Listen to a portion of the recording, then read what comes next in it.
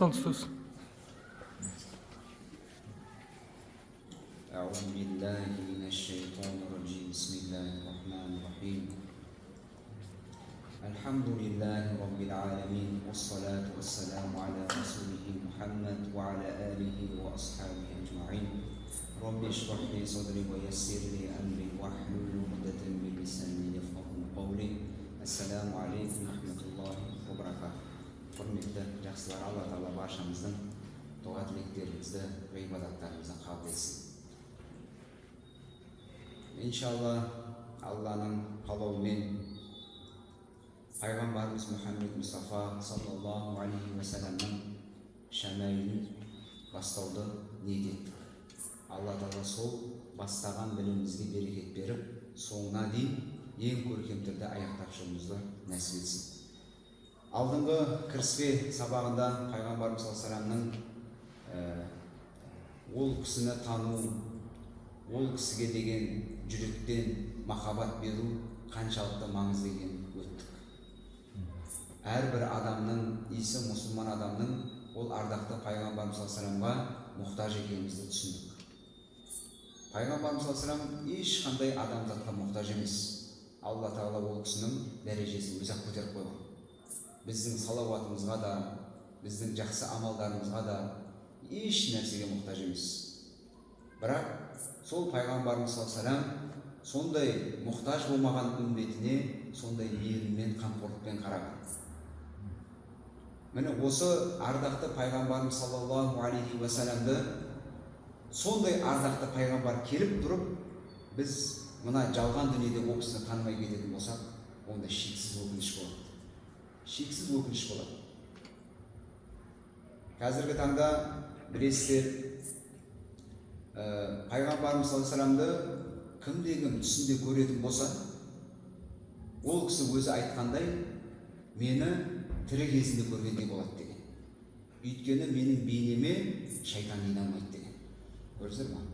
Сол үшін Пайғамбарымыз саллаллаху шынайы пайғамбар ма екенін білу үшін ол кісіні бірінші тануымыз керек. Қандай болған? Ол кісінің келбеті қандай болған, реңінің түсі қандай болған, көзі қандай болған, дене бітімі қандай болған. Міне осыны біз білгеннен кейін барып, ғалымдарымыз айтқан сияқты, шәмәйілді оқу ол пайғамбарды жүректен рухани бейнесін қалыптастыру дейді. Қарасаңызшы. Көрдіңіз ба? Рухани бейнесін қалыптастырасыз. Міне сол кезде пайғамбарды шынымен көрген кезде, түсіңізге кірген кезде, оның мынау кітаппен дүп тура түске көрген кезде, ол айқанда пайғамбар екені сезіледі. Яғни ол көрудің міндетті түрде әсері болады. Көрдіңіздер ме? Бүкіл өміріңізге әсер болады. Бұрынғы қаншалаған адамдар сол түсіне пайғамбар кіріп, өзінің ақ жолын айнымай, өмірінің соңына дейін аяқатпен өткен кісілер қаншама. Көрдіңіздер ме? Бірақ қазіргі таңда да өкінішке орай пайғамбарды көрдім деген мыңдаған адам көбейіп кетті да. Бірақ қарасаң, амалдары сәйкес келмей жатыр да. Көрдіңіз ба? Пайғамбарды көрген кісінің амалына ұқсамай жатыр да. Өйткені ол да бір иманның әлсіздігінің белгісі екен. Енді осы бірінші дәрісімізде иншалла осы Пайғамбарымыз саллаллаху кесін келбетін танимыз, болмысын танимыз. Міне оны бізге кімдер жеткізді, кімдер сипаттап берді, ол кісінің қасында жүрген ардақты сахабалар сипаттап берген. Алла Тағала олардан разы болсын. Енді бірінші хадиске тоқтайық. Біріншісі Бәро ибн Азибтен, Алла разы болсын, жеткен риуаятта міне пайғамбарымыз былай деп сипатталады. Алла елшісі саллаллаху алейхи ва саллям орта бойлы кісі. Екі иықтың арасы кең болады. Яғни иықты. Шаштары екі құлақтың жұмсағына дейін жеткен. Үстінде қызыл киімі болатын. Мен ол кісіден әдемірек ешкімді көрмедім деген ғой, қарасаңызшы. Көрдіңіздер ме? Пайғамбарымыз қандай болған екен? Орта бойлы болған. Енді бұны ғалымдарымыз әртүрлі риуаятта, бірақ бой жағына келген кезде орта бойлы деп сахабалар бір ауыздан сипаттаған. Ал шашына келген кезде әртүрлі риуаяттар бар. Сонда пайғамбарымызға сипаттаған кезде басқа бір риуаяттарда орта бойлыдан сәл ұзындау еді. Мысалы ретінде бізде мынау 1.90 ұзын болатын болса, ең қысқасы 1.50 болатын болса, соның ортасы қанша болады? Шамамен 1.70 дейін. 1.75 деп айтайықшы. Сонда сол 1.75-тен сәл ұзынырақ болғанда, 1.80 деген сияқты. Ұзын, қатты ұзын емес, қатты қысқа да емес, орта бойдан сәл ұзынырақ еді дейді. Көрдіңіздер ме? Міне бұл денесінің бойының ұзындығы еді. Және екі иықтың арасы кең болған. Бұл да бір күштіліктің, айбаттылықтың белгісі болған. Көрдіңіздер ме? Кең иықты болған. Және басқа бір риуаяттарда өтеміз. Және шаштары екі құлақтың жұмсағына дейін жеткен дейді. Пайғамбарымыздың шашы әртүрлі сипатталған. Яғни оның әртүрлі көрген кезіндегі сипатына байланысты болған. Мысалы, қысқартқан кезінде көрсе бір сахаба, оны қысқа кезін көрген, ұзын кезін көрген кезде ұзын деп сипаттаған. Сол сияқты 4 түрлі риуаятпен келеді. Пайғамбарымыздың бірінші шашы құлағына дейін дегенді келген риуаятта. Құлағына дейін болған дейді шаштары. Қалың болады дейді. Қарасаңызшы. Екінші риуаяты құлағынан сәл түсіп тұрады дейді, орта деңгейге жетеді дейді. Үшінші риуаяты сырғалына жұмсақ жерге дейін түсіп тұрады дейді құлағы. Қарасаңызшы. Осы жерге дейін түсіп тұрады дейді, жеткен. Ал соңғы риуаяттарда Пайғамбарымыздың шашы екі иығына дейін түсіп тұрған дейді. Қарасаңызшы. Қандай шаштары өте көрікті болған ол кісінің. Қалың болған. Және әрдайым шашынан еститін болған, күтім жасайтын болған ғой ол кісі. Айша анамыз да айтады, риуаяттарда жетеді. Алла разы болсын. Мен Пайғамбарымыз саллаллаху алейхи вассаламның шаштарын тарап беретін едім дейді. Қарасаңызшы. Және де үстінде қызыл киімі болатын дейді. Негізі Пайғамбарымыз саллаллаху алейхи вассалам қызыл киім киген, бірақ оны ғалымдарымыз әртүрлі түсіндіреді. Бұл шариғат келгенге дейін деген ғалымдарда болған. Бірақ Пайғамбарымыз қызыл киюден естіген, тыйым салған, қайтарған. Бірақ онда ғалымдарымыз қатты бірыңғай қызыл болудан қайтарған деп түсіндіреді ғалымдарымыз. Арасында мысалы қара араласатын болады қызылдар. Ондайды киюге рұқсат деп берген ғалымдарымыз болған түсіндірді. Және де мен ол кісіден әдемірек ешкімді көрмедім деп сипаттаған. Басқа бір риуаятында Баро ибн Азиб, Алла разы болсын, былай деп риуаятта айтады. Мен ол кісіден әдемісін емес, ол заттан әдемісін көрмегенмін дейді. Қарасаңызшы, субханалла. Тек адамдармен салыстырғанда емес деп жатыр да, бүкіл затпен салыстыратын болсаң да дейді, одан әдемірек ешкімді көрмедім дейді ғой, субханалла.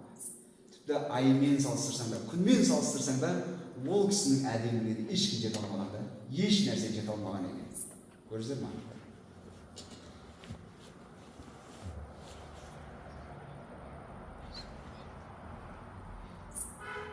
Және де оның келбеті әдемі, нұрлы және сымбатты болған. Қарасаңыздар, мынау адамның сырты ішкі жан дүниесінің айнасы. Қарасаңызшы, ішкі жан дүниесі қандай болса, адамның сыртқы болмысы да жүзіне шығып тұрады екен ғой. Көрдіңіздер ме? Мысалы ретінде адам іштей қатты ашуланған кезде оның не істейді? Жүзіне береді ғой. Байқайсыздар ма? Жүзіне біліп тұрады адамның ашуланып тұрған. Оның ішкі жүрегі ашуланып тұрды. Көрдіңіздер ме? Сол сияқты адамның жүрегі қорқып тұрған болса, оның жүзі де қорқақтап тұрады. Сонда адамның ішкі жан дүниесі сыртқы бейнесінің несі болады екен? Айнасы болады екен. Көрдіңіздер ме? Сонда Пайғамбар ең таза жүрек, ең мейірімді, ең жұмсақтысы ол кісінің жүзіне солай шығып тұрады екен ғой. Көрдіңіздер ме? Нұрланып тұрады екен де, жүзінде нұр бар деген. Сондай нұр. Басқа бір риуаяттарда келеді. Пайғамбар сипаттаған кезде мен айдың 14-нен 15-не қараған түні дейді. Айдың ең толықсыйтын уақыты болады ғой, қатты нұрланып тұрады, жарқырап тұрады ғой. Сондай күндер болады ғой, 14-нен 15, 13, 14 күндер сонда ай нұрланады. Сол кезде мен айға және Пайғамбарымыздың жүзіне қарадым дейді. Сонда Пайғамбарымыздың жүзі айдан да нұрлы сұлу болып тұрды дейді. Қарасаңызшы. Сондай дәрежеде нұрлы болған, өте әдемі болған. Мысалы ретінде мынау пайғамбарларға әртүрлі қасиеттер берген Алла Тағала. әртүрлі пайғамбардың өзінің бір артықшылық қасиеттері болған. Мысалы Муса алейхиссаламға айбаттылық, күш-қуат жағынан берген болса, Ибрахим алейхиссаламға халилуллах достық жағынан берген болса, Иса алейхиссалам руханият жағынан, Юсуф алейхиссалам сұлулық жағынан деп келеді ғой мысалы. Әртүрлі пайғамбарларға әртүрлі жағынан артықшылықтар берген да. Сонда біздің пайғамбарымыз саллаллаху алейхи вассаламға бүкіл пайғамбарларда бар артықшылықты бір өзіне берген дейді ғой. Қарасаңызшы. Бір өзінің бойында болған дейді да. Әдемілік жағынан келсе де әдемілік бар. Күш-қуат жағынан келсе күш-қуат бар. Айбаттылық келсе айбат, руханияттан болса ол кісі жететін ешкім болмаған да. Субханалла, қарасаңызшы. Сондай ардақты пайғамбардың саллаллаху алейхи вассаламның сіздермен үмбеті болу бақытын нәсіп етті құрметті жастар. Бұл үлкен нәсіп, үлкен Алланың мейірімі, рахымы десек те артық айтпаймыз. Мынау кейде мынандай бір пайғамбарымыздың әдемілігіне қатысты әртүрлі таластар да туындап қалады. Өйткені Құранда Юсуф сүресін оқыған болсаңыздар, Юсуф алейхиссаламды жүзі негізі өте сұлу болған, өте әдемі болған. Ол кісінің жүзіне қараған кезде сондай дәреже Құранда сипаттайды ғой жаңа әйелдерді. Не істеген? Саусақтарын турап жүрген көрген кезде. Қарасаңызшы. Сондай сұлу әдемілікті көрген кезде еріксіз көзін басқа жаққа аламай қалып, бүкіл ойы фокус соған кетіп қойғанда, саусақтарын кескен, тураған білмей қалған адамдар. Қарасаңызшы. Сондай дәрежеде әдем болған. Енді мынандай сұрақ туындауы мүмкін дейді да. Сұрақ туындаған. Сахабалардың арасында да болған дейді. Я Расулалла, сіз әдемісіз ба? Юсуф алейхиссалам әдемі ма деген сұрақ. Қарасаңызшы. Мынау басқа бір риуаяттарда Алла тағала әдемілікті 100 етті дейді. Соның 25%-ін Адам алейхиссаламға берді дейді. Қарасаңызшы. Адам алейхиссаламды өте сұлу болған негізі. Ең алғашқы біздің бабамыз, атамыз өте сұлу болған. 25%-ін берген дейді да, әдемілікті. Ал қалған 25%-ін бүкіл адамзатпен, хайуанаттар бүкілмен шашқан дейді. Қарасаңызшы. Не бір әдемі жәндіктер бар ғой, не бір әдемі балықтар бар, не бір әдемі ғажайып көріністер бар да, соның барлығы 25%-ге кіреді. Ал қалған қанша қалды? 100-ден 20 Юсуф алейхиссалам өзіне берген дейді ғой. Қарасаңызшы. Ойлай беріңіз. Тіпті бір оқығанымда ол кісі түнде жүрген кезде дейді да, мынау жүзінің, денесінің нұрынан дуалдар жарқырап кетеді дейді түндерде. Сондай дәрежеде нұрлы болғанда. Көрдіңіздер ме? Юсуф алейхиссалам. Енді жаңағы сұрақ. Я Расулалла, сіз әдемісіз ба? Юсуф алейхиссалам әдемі ма деген. Сонда пайғамбарымыз не деп айтты дейді хадистің мағынасында? Юсуф алейхиссалам маған қарағанда әдемірек деген. Яғни сұлулық жағынан болады ғой? Маған әдемірек дейді. Бірақ мен оған қарағанда сүйкімдірек болады. Болады кейде бір адамдар өте әдемі болады да, бірақ қатты тартпайды. Бір адамдар болады қатты әдемі болмаса да, бірақ не болады? Сүйкімді болады да. Енді сүйкімді екен деп айтасың да біреуді. Сол сияқты пайғамбарымыз не деп жатыр? Ол маған қара әдемірек, бірақ мен оған сүйкімдірекпін дейді да. Сүйіктілік бар дейді. Адамдар мені көрген кезде еріксіз жақсы көріп қалатындай деген сияқты ғой. Көрдіңіздер ме? Мынау басқа бір риуаяттарда Айша анамыз айтады ғой. Сол Юсуф замандағы әйелдер қолдарын тураған. Олар менің Мұхаммедімді саллаллаху көрген жоқ қой дейді да. Көрдіңіздер ме? Егер сол Юсуф алейхиссаламның замандағы қолдарын тураған әйелдер менің Мұхаммедімді саллаллаху көрген кезде, олар сол пышақпен қолдарын емес, жүректерін турар еді дейді. Қарасаңызшы. Ана әдемілікті көрген кезде дейді. Жүректеріне қадап еді сол пышақ. Субханалла. Міне пайғамбарымыз саллаллаху алейхи вассаламның сипаты қандай болған. Тіпті ол кісінің жүзінің нұрлылығынан Айша анамызда мынандай бір риуаяттар жеткен екен. Жаңағыдай жіптерін инеден өткізіп алатын болған екен ғой жағынан. Қарасаңшы, пайғамбарымыз жүзінің нұрлығынан, жарығынан жіптерін инеден өткізіп алады екен да, тігетін кезде. Сондай дәрежеде нұрлы болған дейді. Субханалла. Мынау Абду ибн Салама радиаллаху анху білеміз. Ол кісі еврей болған, еврейдің, бірақ кейін сахаба болу бақыты нәсіп болады. Сол кісі ең алғаш пайғамбарымызды көрген кезде мұнан 100 өтірік айтатын, 100 емес қой деп айтқанда, алғаш көрген кезде. Өйткені 100-ден шығып тұрды адам.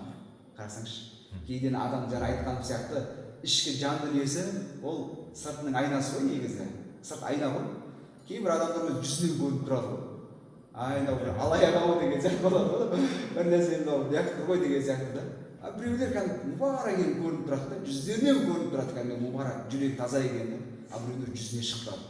Көрдіңіз ба? Көзіне біліп тұрады біреулер, көзде жалтақтап тұрады кәдімгі ше. Бір нәрсені бір тындырайда қарадым сияқты да. Сол үшін адамның кейде бар сыртқы бейнесі ішкі жан дүниесін көрсетіп қояды екен ғой. Байқадыңыздар ма? Сол үшін пайғамбарымыз көріп, іші қандай таза болған болса, мұбарак болған болса, оның бүкіл денесі болмаса, сондай мұбарак болғанда. Бүкіл сахабалар соны сипаттаған кезде одан әдемірек ешкімді, оған дейін де, одан кейін де ешкімді көрмеді деп сипаттайды екен да пайғамбарымыз.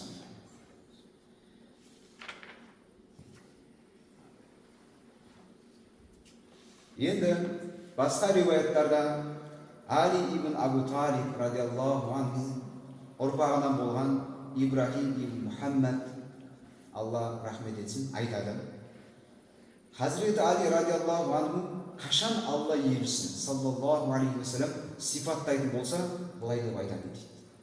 Яғни пайғамбарымыз әрдайым қасында жүрген жақын болған сахабалардан білеміз, күйеу баласы әр. Сол кісі не деп айтатын?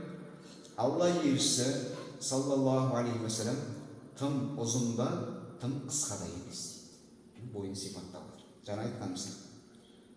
Ол қауымның арасында орта бойлы болады. Оның шаштары тым бұйрада, тегіс те емес, сәл бұралған дейді. Пайғамбардың шашы қандай болған екен? Қатты бұйрада, қатты тегіс те емес та. Сол екеуінің ортасы дейді. Сәл толқын шашты болған. Толқын сәл араласқан болған. Қарап тұрсаңызда, міне жүзінде сипаттаған кезде, бойында жаңағы шашында сипаттаған кезде не көрініп отыр бізге? Орта, тепе-теңдік көрініп отыр. Сонда ғалымдарымыз айтады ғой, пайғамбарымыз саллаллаху денесі, болмысының өзі сүннет деген ғой, арасыңшы. Сыртқы бейнесінің өзі орта жолды көрсетіп тұр дейді, пайғамбарымыз. Бойы да орта болған, шаштары да, бүкіл нәрсесіне Алла Тағала не берген екен? Тепе-теңдік берген екен ғой ол кісіге. Көрдіңіздер ме? Бүкіл және сыртқы бейнесін көріп те сүннетке амал етіп кете береді екенсің, ол кісінің орта жолды түсінеді екен адам. Қарасаңшы, субханалла. Қандай да Алла Тағала бүкіл жағынан ол кісіні қандай қылған екен? Ең кәміл түрде тепе-теңдік орнатқан екен. Бүкіл денесінде. Шашында да жаңағы сияқты денесінде де, цветінде де қазір кереміз.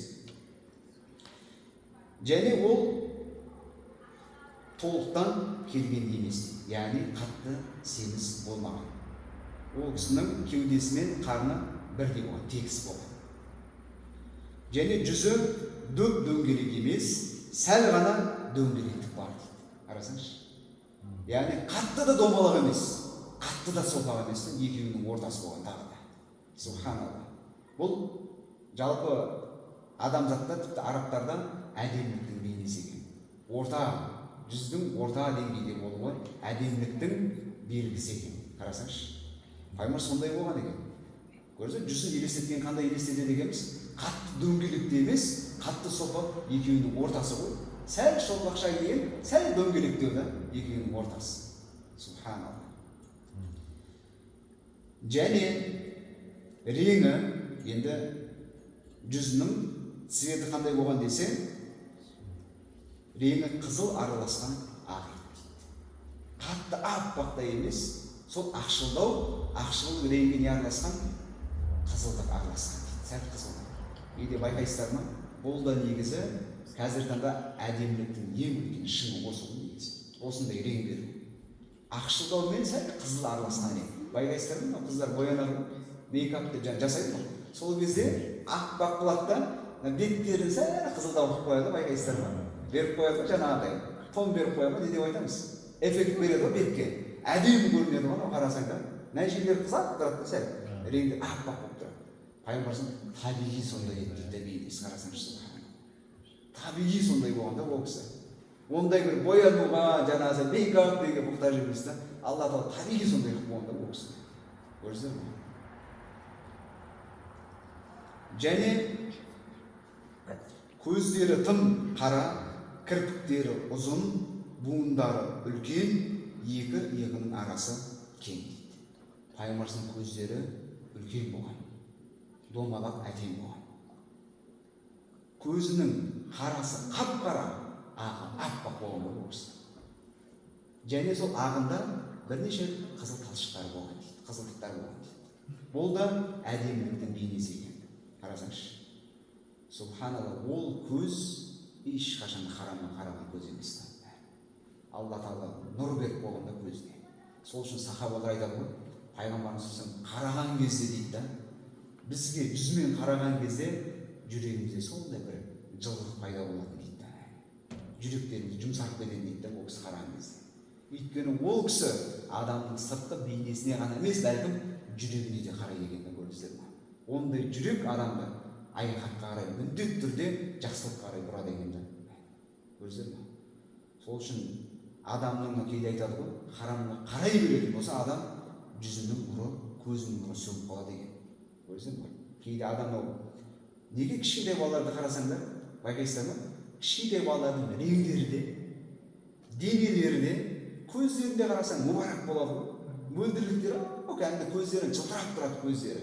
Жүздері де тап-таза болады да. Не үшін? Өйткені олар ондай нәрсе білмейді, күнә, харам деген нәрсені. Тазадар жүректері, балада олар, көрдіңіз ба? Қазір ренжісі ертесіне бір сағаттан ойнап жүре береді да олар. Біз сияқты айлап, жылдап жатып алмайды да ренжіп ше. Көрдіңіздер ме? Олар тазадан, сол сияқты Пайғамбарымыздың жаңағы сияқты жүздері, көздері бала сияқты мұбарак болған, тап-таза болған. Көрдіңіздер ме? Көздері солай болған және кірпіктері ұзын болған дейді. Аралар жаңағыдай жида. Бір риуаяттарда сүрмеде жағатын болған ғой Пайғамбарымыз. Қолданатын сүннеттің бірі сүрме жағады дейді. Ол басқа бір риуаяттарда хадистің мағынасына келеді, сүрме жағындар ол көздің жанарын жақсартады деген, яғни зрениені күшейтеді деген сүрме жағы. Онда өзінің жағатын нелері бар, әдептері. Сонда Пайғамбарымыз кейде сүрме жақпаса да көзі сүрме жағылғандай болып тұратын дейді. Қарасаңызшы, қап-қара болып тұрады деген анау. Мынау байқайсыздар ма, арабтардың көздерін қарап қап-қара болып тұрады ғой, көздері сүрме жағады ғой негізі олар. Қап-қараны көрген кезде бір ерекше бір әсер береді ғой. Ол сүрмеден негізі. Сонда Пайғамбарымыз сондай сүрме жақпай-ақ көзі сондай қап-қара, кірпіктері ұзын әдемі болады дейді. Қазір қаншама адамдар, енді еркектер емес, әйелдер қауымы сол кірпікте жалғап әлек болады ғой. Қайырғысы келеді да, өзі жасанды да көріп тұр да, өзің келмесеге біліп тұр ғана. Бірақ Пайғамбарымыз табиғи сондай кірпіктері ұзын, қайырып әдемі болып тұрады дейді. Қарасаңызшы. Және екі иығының арасы кең, жаңа айтқан сияқты, бұл да қуаттылықтың, күштіліктің белгісі екен. Пайғамбарымыз кең иықты болған. Жаудың қақпақтай деп айтамыз бізде, сондай болған бұл Пайғамбарымыз. Және буындары, аралары мықты берік болған. Және денесінде түктер көп емес. Көкірегінен кіндігіне дейін түк бар. Яғни Пайғамбарымыздың денесі қатты түкті болмаған. Түктері қай жерде болған дейді, көкірегінен кіндігінің тұсына аз ғана, шамалы ғана дәрежеде болған дейді. Және оның алақаны мен табаны жуан. Яғни Пайғамбарымыздың алақандары, табандары, саусақтары етті болған негіз, жуан болған. Бірақ сондай жуан бола тұра, ол кісі амандасқан кезде, ол кісіден жұмсақ алақанды біз көрмедік деп айтатын болатын сахабалар. Қарасаңызшы, Анас Маликтен бір риуаят жетеді, Алла разы болсын. Пайғамбарымыз саллаллаху алақандары жібек матадан да жұмсақ еді деген. Бір мезетте жуан, жігерлі болған. Күш-қуат болған. Бір мезетте де сондай жұмсақ, жібек матадан да жұмсақ болған. Қарасаңызшы. сондай дәрежеде қылып болған.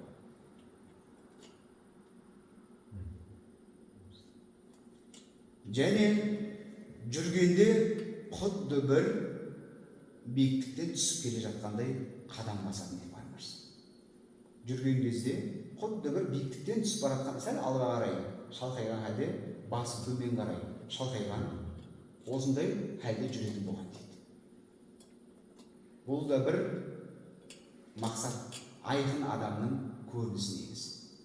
Бұлай да айтсақ болады да, өткені үшін тоқтамайтын, болашағы үшін қам жемейтін, қорықпайтын, әрбір қадамы Алла үшін болған деп сипаттасақ та болады. Өткен шақ, бізде жүрістің өзі сондай беріп жатыр да, өткен шағына ешқашан өгінбейтін, болашағы үшін қайғырмайтын, қам жемейтін, сондай жүріс болғанда ол кісінің жүрісінің өзі.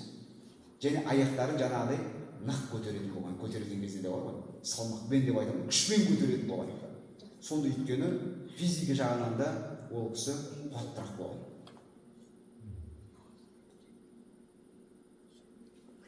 Енді біздің жүрістерімізді айтпақ қойып қандай жүріс.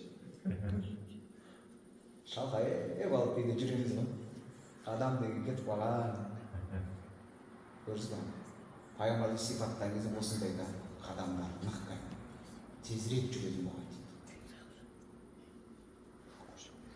Біздің жүрістерге шынымен қарасақ, бүгін кешке не план деген сияқты жүрістер ғой бізде ше.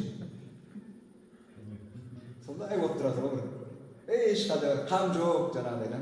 Бір мақсат жоқ. Бас бір кешке жағында жақсы жер болса деп ше. Ал пайғамбарымыз әрдайым естіген Алланың дінін, аманатын жүрекпенен сезінген кісі болған. Екі, және егер ол кісі қарайтын болса, яғни тараптарға, артқы тарап, оң тарап, сол тарапқа қарайтын болса, бүкіл денесімен бұрылады дейді. Қарасаңызшы. Мысалға арт жақтан я Расулалла деп біреу шақыратын болса, бүкіл денесімен оң тараппен бұрылатын болған. Бүкіл фокус деп айтамыз ба? Қалай айтады қазақша? Болмыс. Бүкіл назар деп айтамыз ба? Бүкіл назарды сол адамға қарай бұратын болған. Қарасын. Бұл да бір адамның қадірін көтеру деген мағына. Көресіз ба? Адамшылықтың қадірін көтеру. Бізден арт жақтан шақырса, не саламыз ғой? Уатыр деп артқа да. Ол кісі бүкіл денесімен бұрылатында мән береді. Үлкен болсын, орта болсын, кіші болсын, сондай мәміле қылады. Көресіздер ме? Ал оң тарап, сол тарап қасындағылар сұрап не алатын болса, онда басымен оң тараппен сол қарай бұрып мәміле қылады дейді. Енді оған да солға бұрылып кету ондай емес. Басымен кете береді бұрылып. Бірақ артық тараптан шақыратын болса, есеге бүкіл денесінен бұрылатын болған. Бұл да бір міне әдептіліктің ең үлкен шын құрметі жақсы. Біз де міне пайғамбар саллаллаху ұқсамыз келеді, сүннетіне жүруіміз керек. Әрбір сүннетінде сауап бар, әрбір сүннетінде дәреже бар негізі. Сонда біз де не істеуіміз керек екен? Солай бізді арт тараптан шақырған кезде бүкіл болмысымызбен, ихласпенен, ләббайк деген сияқты әдеппенен бұрылу, бұл пайғамбардың ең үлкен сүннеті болады. Көрдіңіздер ме? Бұл әдеп тұрғысынан да ең үлкен инабаттылықтың белгісі. Жаңа нені қойымыз керек негізі. Жатам деп айта салатындар да, артқа қарап ше. Не болады ей деп.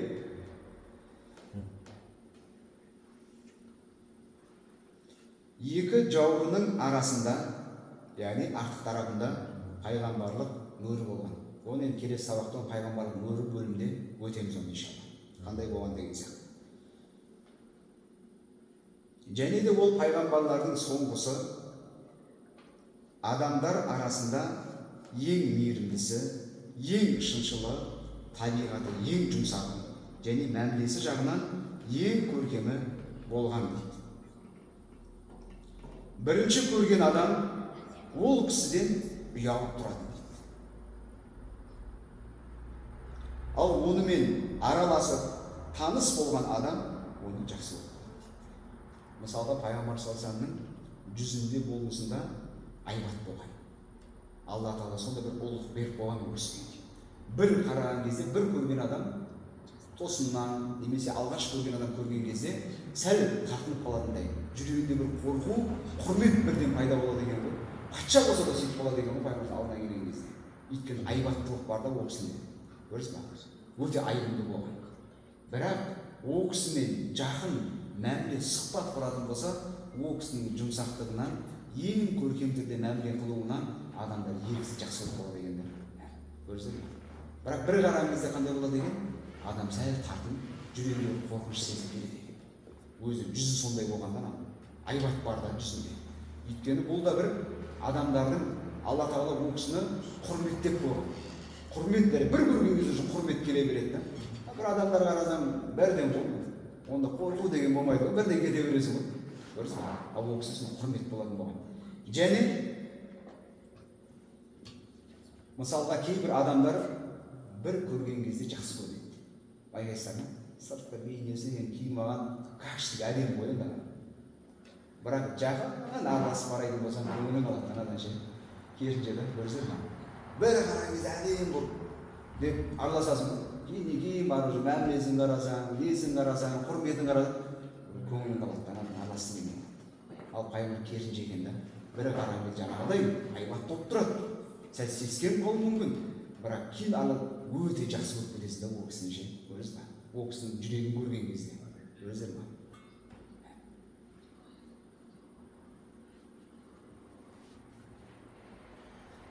Және де мен Алла елшісінен бұрын да, одан кейін де ол кісіге ұқсасын көрген емеспін деп Хазіреті Али радиаллаху анху осылай сипаттап беретін адамдар.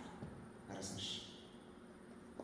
Енді тағы бір басқа риуаяттарда былай деп сипаттайды. Енді мына жерде әр риуаяттар байқасаңыздар, әртүрлі ағзалар не істеліп жатыр, ашықталып жатыр. Және алғашқы Барау бин Азиб радиаллаху анху сипаттаған кезде ол кісі тек бойын айтты, кек емді, иқты болғанды айтты. Хазірет Али риуаятында жаңағыдай басқа риуаяттар мүшелері ашылып жатыр да, көрдіңіздер ме? Ағзалар ашылып жатыр. Енді басқа бір риуаятта Хасан ибн Алиден радиаллаху анху риуаят етіледі. Мен нағашым Хид ибн Абу Халадан пайғамбардың саллаллаху алейхи вассалам сипаттап туралы беруін сұрадым дейді. Бұл Хадиша анамыздың несі болған? Баласы болған. Хадиша анамыздың 3 баласы болған пайғамбарымызға дейін. Соның бір баласы осы Хид болған. Міне нағашым деп айтып жатқан сол да Хазіреті Хасанның. Сонда сол кісіден сипаттап беруін сұраған екен. Өйткені Хазіреті Хасан мен Хусейн ол кезде қандай болған? Пайғамбарымыздың кішкентай болған олар. 7 жасар, 6 жасар балалары болған. Сонда кейін ер жетіп, ақыл есі толыққан кезде осы Хидтен Алла разы болсын сұраған екен. Сонда ол кісі сипаттап береді міне. Алла елшісі саллаллаху алейхи уассалам расымен де өте ұлы және даңқты деп мойындалған кісі. Жүзі 14 күндік айдай жарқырап тұрады. Орта бойлы, адамнан аздап ұзынырақ, ал өте ұзын адамнан аласа болатын. Басы үлкен, шаштары кішкене бұралған. Яғни басы үлкенірек болған, денесіне жарасында болған. Денесіне жарасында үлкенірек болған. Егер шаштары жеңіл бөлінген болса, екіге бөлінеді дейді. Әйтпесе бөлмейді. Пайғамбарымыздың кейде шаштарын екіге қарай істейтін болған, бөліп қоятын болған. Мынау алғашқы кездерінде бұлай бөліп қоюды мүшриктер бөледі деген негізі. Меккелік мүшриктер шаштарын осылай бөліп қояды деген ниетке. Сонда оларға пайғамбарымыз ұқсамас үшін кітап иелеріне ұқсағысы келген екен баста. Соларға сәл ұқсаттап, өйткені оларға кітап түскен ғой, шариғат түскен. Және христианы бар, еврей бар. Олар шаштарын тік түсіретін болған екен да. Теп-тегісін түсіріп қоятын болған. Алғашқы солай жүретін болған екен.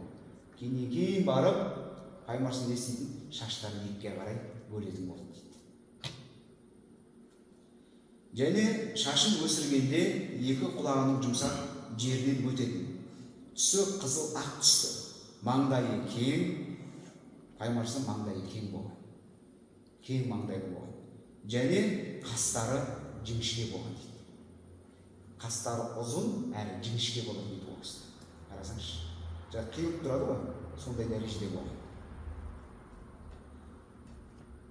Және қастарының арасы қосылмаған дейді. Арасында мынау түктер болмаған, бөлініп тұратын болған, айқындалып. Және осы екі қасының арасында мына тамыры көрінетін еді дейді Пайғамбар. Кейін ашуланған кездер болады ғой. Ол кісі ашуланса, ешқашан дүниелік нәрсе үшін, нәпсісі үшін ашуланбаған ғой ол кісі. Тек қана Алланың қаһарына ұшырайтын, Алла риза болмайтын нәрселерде ашуланады. Сол кезде мынау екі қасының арасындағы орта жер тамыры ісіп көрінетін еді дейді бізге. Көрдіңіздер ме? Кейін қатты ашуланған тамырлар шығып кетеді ғой адамнан. Көрініп тұрады ғой. Қызбай деген қатты қызған кезде. Солай Пайғамбарымыз көрінетін болған екен. Және оның мұрны ұзын, және сәл мұрны нұрланып тұратын дейді.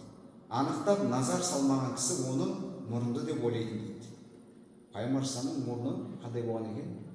Ұзын әрі тік болған. Және мұрнының ұшы жіңішке болған екен. Және екі жағы теп-тегіс болған. Яғни тік мұрынды болған ол кісі. Көрдіңіздер ме? Тік мұрынды өте жарасымды болған. Және мұрнының ұшында нұрланып тұратын нұр бар еді дейді ол кісіге. Сахабалар көретін болған нұр.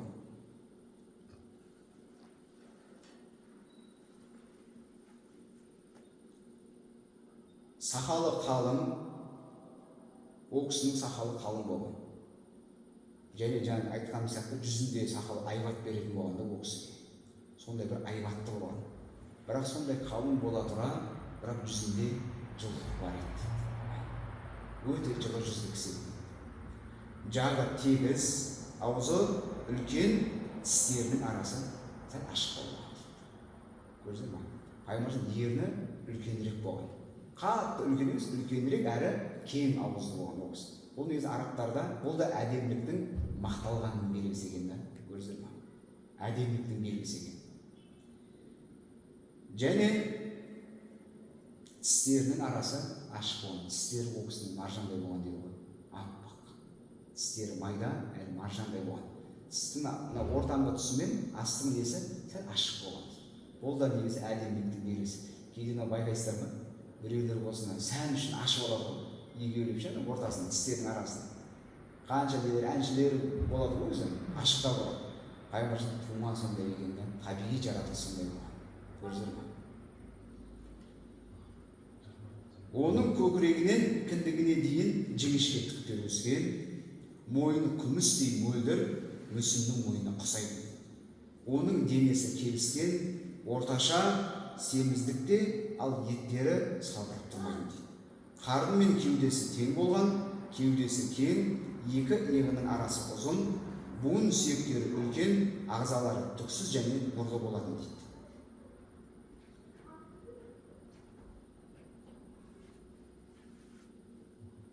Міне осылай Пайғамбарымыз саллаллаху сипаттап берген екен.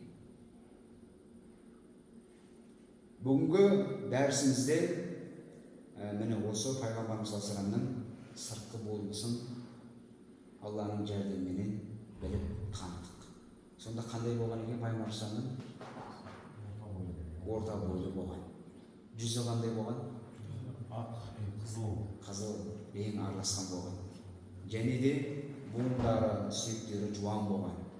Бірақ алақандары, табандары жуан болған. Сондай жуандықпенен қатар жұмсақтық бар еді дейді ол кісіде. Және шаштары тым тегісте, тым бұйрада емес, сәл толқынды болған. Және еріндері үлкенірек, кең ауызды болған, тістері маржандай, тістерінің арасы сәл ашықтау еді. Және көздері қандай болған? Қарашығы қап-қара, ағы аппақ, ағында сәл қызылдық араласқан еді. Қастары жіңішке әрі ұзын болатын, кірпіктері ұзын болатын, сақалдары қалың болатын деп Пайғамбарымыздың сипаты кітапта келгендей, сахабалар сипатталғандай осындай дәрежеде болған екен.